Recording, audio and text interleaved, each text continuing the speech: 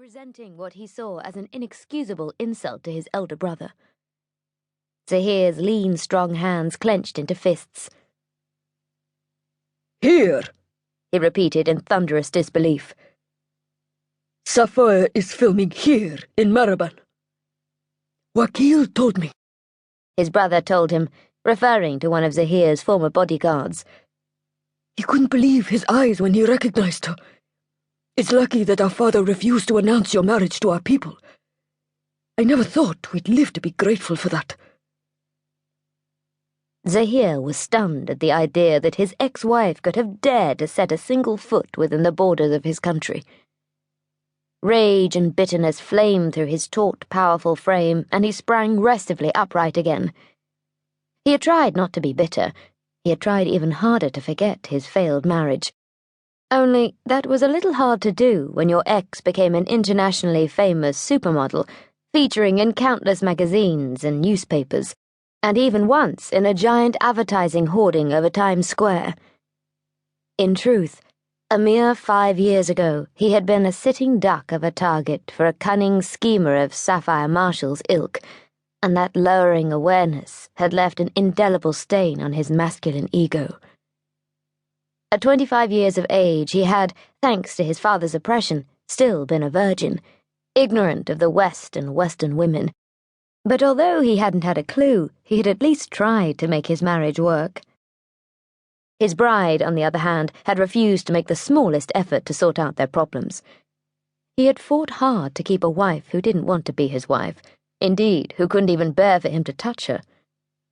More fool him, he reflected with hard cynicism, for he was no longer an innocent when it came to women. The explanation for Sapphire's extraordinary behavior had become clear as crystal to him once he shed his idealistic assumptions about his wife's honor.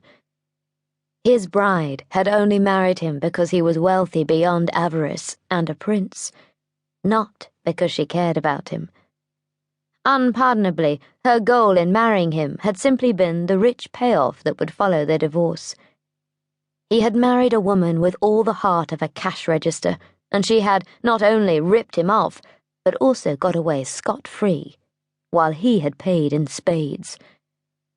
At that reflection, his even white teeth ground together, tiny gold flames igniting in his fierce eyes. If only he had been dealing with her in the present as a male who now knew the score, he would have known exactly how to handle her. "I'm sorry, Zahir," Akram muttered in the seething silence, ill at ease with the rare dark fury that had flared in his brother's face. "I thought you had a right to know that she'd had the cheek to come here." "It's 5 years since I divorced her," Zahir pointed out harshly, his lean, strong face impassive. "Why should I care what she does?" "Because she's an embarrassment," Akram rushed to declare. "Imagine how you would feel if the media found out she was once your wife. She must be shameless and without conscience to come to Maraban to make her stupid commercial." "That is all very emotive stuff, Akram," Zahir countered, reluctantly touched by his brother's concern on his behalf. "I'm grateful you told me. But what do you expect me to do?" "Throw her and her film crew out of Maraban," his brother told him instantly. "You are still young and impetuous, my brother," Zahir replied dryly.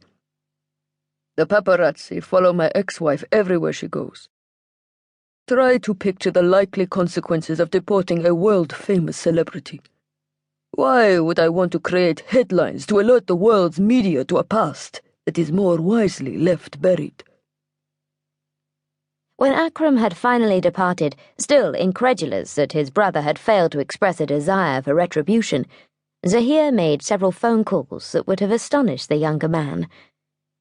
It was a supreme irony, but Zahir's coolly astute brain was perpetually at all-out war with the volatile passion of his temperament.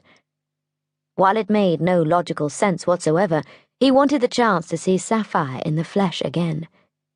Did that desire imply that he still had some lingering need for closure where she was concerned?